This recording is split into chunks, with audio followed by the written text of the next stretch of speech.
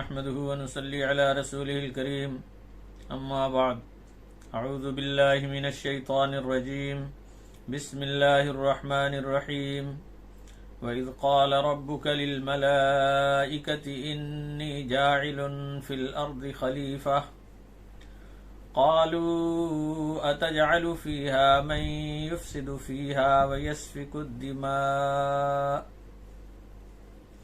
ونحن نسبح بحمدك ونقدس لك قال إني أعلم ما لا تعلمون وعلم آدم الأسماء كلها ثم عرضهم على الملائكة فقال أنبئوني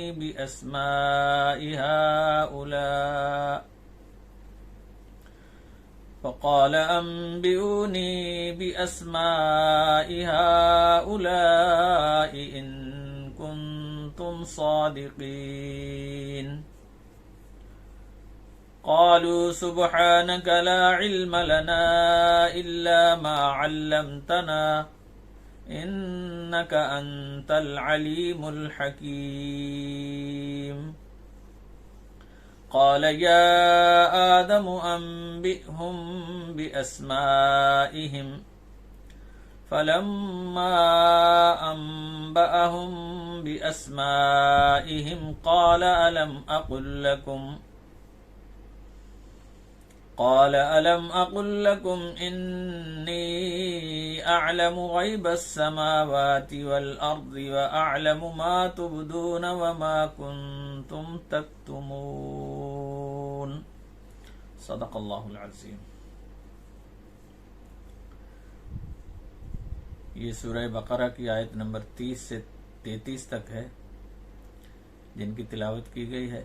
ان آیات کا ترجمہ سماعت فرمائیں اور یاد کرو جس وقت آپ کے رب نے فرشتوں سے کہا میں زمین میں اپنا خلیفہ یعنی نائب بنانے والا ہوں، تو فرشتوں نے عرض کیا کہ الہی کیا آپ اس کو زمین میں نائب بنائیں گے جو فساد پھیلائے گا اور خون بہائے گا، اور ہم آپ کی خوبیاں پڑھتے رہتے ہیں اور آپ کی ذات پاک کو یاد کرتے رہتے ہیں۔ فرمایا بلا شبہ میں جانتا ہوں جو کہ تم نہیں جانتے۔ اللہ نے آدم کو ہر چیز کے نام سکھائے، پھر ان کو فرشتوں کے سامنے رکھ کر فرمایا اگر تم سچے ہو تو ان چیزوں کے نام اور ان کی تمام خصوصیات بتاؤ۔ فرشتوں نے عرض کیا کہ اے اللہ آپ کی ذات پاک ہے اور بلند و برتر ہے، ہم تو بس اتنے ہی جانتے ہیں جو آپ نے ہمیں سکھا دیا، بے شک آپ ہی جاننے والے اور اس کی حکمت کو سمجھنے والے ہیں۔ پھر اللہ نے آدم علیہ السلام سے کہا کہ اے آدم تم ان کو ان تمام چیزوں کے نام بتاؤ۔ جب آدم نے انہیں ان تمام چیزوں کے نام بتا دیے تب اللہ نے فرمایا میں نے تم سے نہیں کہا تھا کہ آسمانوں اور زمین کے تمام بھیدوں میں سب سے زیادہ میں جانتا ہوں، میں خوب اچھی طرح جانتا ہوں جو کچھ تم ظاہر کر رہے ہو اور جو کچھ تم چھپا رہے ہو۔ میرے محترم ناظرین و سامعین، السلام علیکم ورحمۃ اللہ وبرکاتہ۔ ان آیتوں میں انسانی زندگی کے آغاز کا وہ پہلو بیان کیا گیا ہے جس کے معلوم کرنے کا اس کے سوا اور کوئی ذریعہ نہیں ہے کہ اس کائنات کا مالک خود ہی اس کی پوری حقیقت اور حیثیت کو بیان کر دے۔ اس کے علاوہ وہ پیدائش آدم کو معلوم کرنے کے جو بھی طریقے اختیار کیے جائیں گے ان کی حیثیت محض ایک خیال اور گمان سے زیادہ کچھ نہیں ہوگی۔ فرشتوں نے خلافت آدم کے متعلق پوچھا ہے، اعتراض نہیں کیا۔ وہ پوچھنا یہ چاہتے ہیں کہ اے اللہ آپ کا کوئی بھی کام حکمت اور مصلحت سے خالی نہیں ہوتا، انسان کے خلیفہ بنائے جانے میں کیا مصلحت ہے؟ کیونکہ انہوں نے خلافت کے لفظ سے اتنا سمجھ لیا تھا کہ انسان کو پیدا کرنے کا مقصد محض تسبیح و تقدیس تو نہیں ہے، کیونکہ یہ کام تو ہم بھی کر رہے ہیں، بلکہ ان کی پیدائش کا مقصد یہ ہے کہ اس کو ایک خاص حد میں رکھ کر مخصوص اختیارات دیے جائیں گے، اور اختیارات کا صحیح استعمال کوئی آسان کام نہیں ہے۔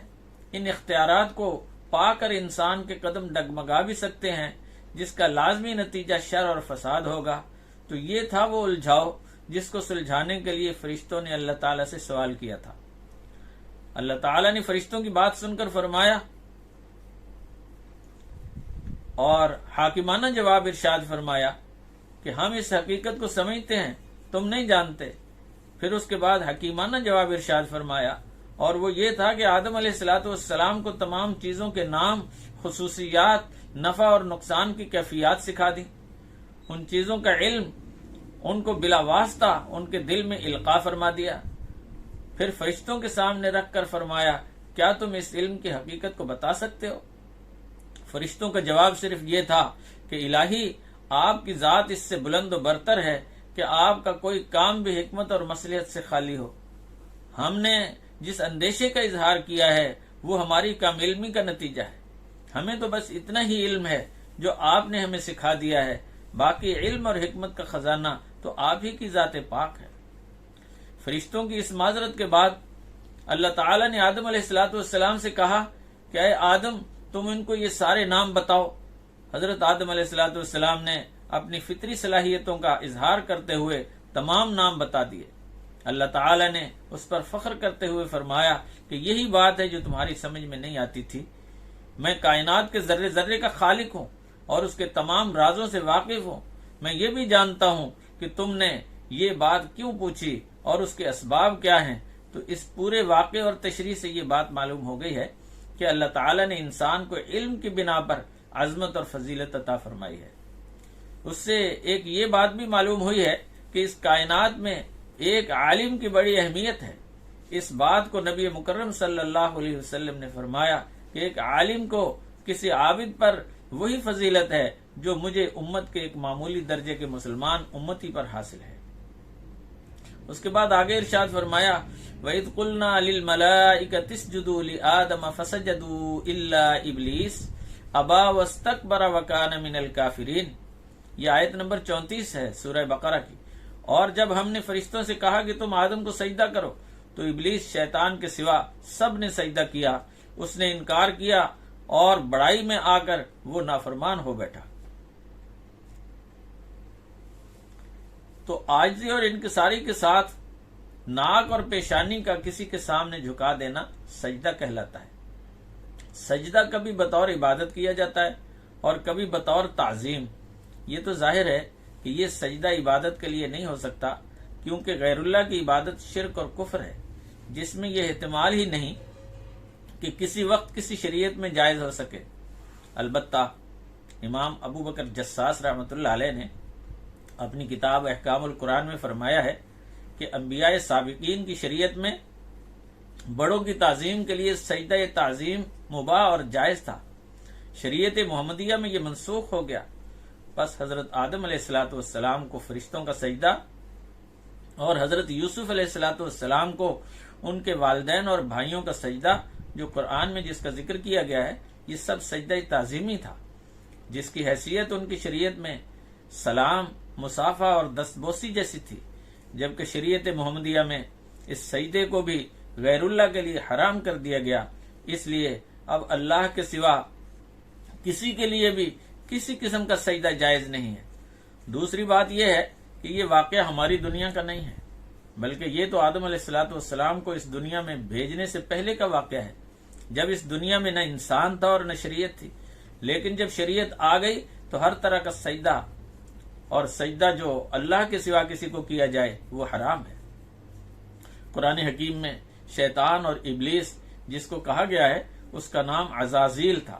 یہ قوم جنات میں سے تھا، نہایت نیک عبادت گزار جن تھا۔ یہ جنات کا کبھی سردار تھا اور اسی لیے اس کو تمام فرشتوں کا سردار بنایا گیا، لیکن اس کو اس کا غرور اور تکبر لے ڈوبا اور اللہ کا حکم نہ مان کر اس نے اپنے آپ کو اللہ کے نافرمانوں میں شامل کر لیا۔ وآخر دعوانا ان الحمد للہ رب العالمین۔